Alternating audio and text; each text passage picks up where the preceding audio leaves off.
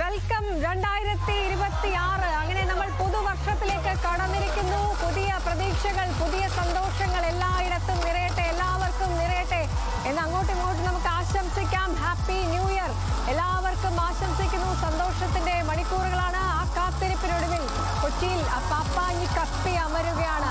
ഒരു വർഷത്തെ ദുഃഖങ്ങളെയൊക്കെ പിന്നിലാക്കിക്കൊണ്ട് സന്തോഷത്തിന്റെ, പ്രതീക്ഷയുടെ മണിക്കൂറുകളിലേക്ക് ലോകം കടക്കുന്നു. നമ്മൾ ഓരോരുത്തരും കടക്കുന്നു.